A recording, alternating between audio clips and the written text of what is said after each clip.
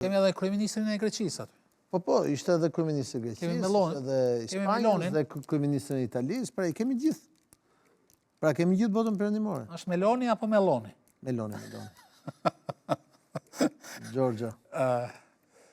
Kulla, çka mendon që e ka sjell këtë marrëveshje? Mendoni se është rezultat i një lodhje ushtarake apo është më shumë rezultat i një presioni? Nuk kishte logjik, Mehmet.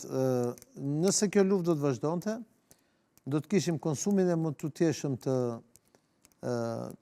Izraelit në arenën ndërkombëtare, pasi lufta në Gaza ishte e pamundshme që ata të mos vrisin çdo ditë civil, dhe do të kishim vazhdimin e një mos suksesi ushtarak ndaj Hamasit, sepse për të zhdukur Hamasin do duhet të zhduknin 2,5 milion njerëz atje, dhe do të kishim se s'bën shpërthimin e brendshëm të shoqërisë izraelite nga brenda, me arabo-izraelitët dhe aq më tepër me situatën e krijuar në bregun perëndimor.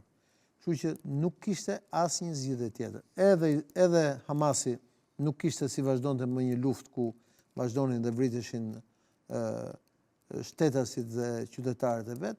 Kështu që kjo ishte zgjidhja e vetme e mundshme realiste në bregun perëndimor. Domethënë, por ama nuk kemi një armpushim të pjesëm, kemi atë që Donald Trumpi ka thënë që kur ka hyrë në ditën e parë në zyrë, pra një paqe të përhershme.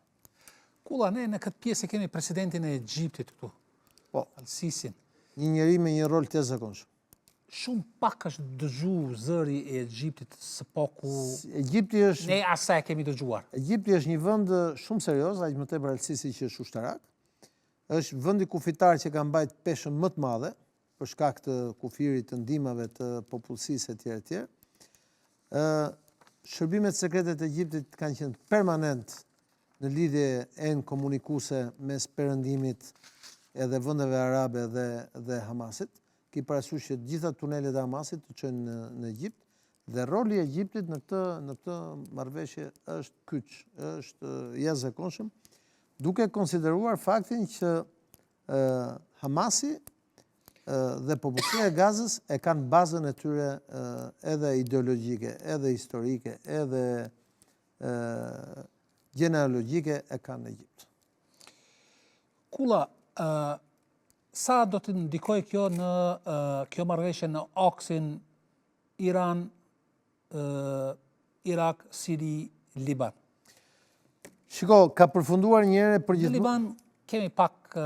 Ka përfunduar një herë për gjithmonë pushteti i Iranit në Siri.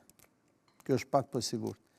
Me këtë gjë që ka ndodhur, do të ndryshojnë dhe raportet brenda të Iranit brenda Irakut, madje edhe shiitët e Irakut me Moqtada al-Sadrin, këta ka shumë gjastë t'i largohen nga tani e tutje Iranit, dhe kurdët e Irakut do të qëndrojnë me perëndimin dhe do të qëndrojnë me këtë koalicion të madh dhe jo me Iranin.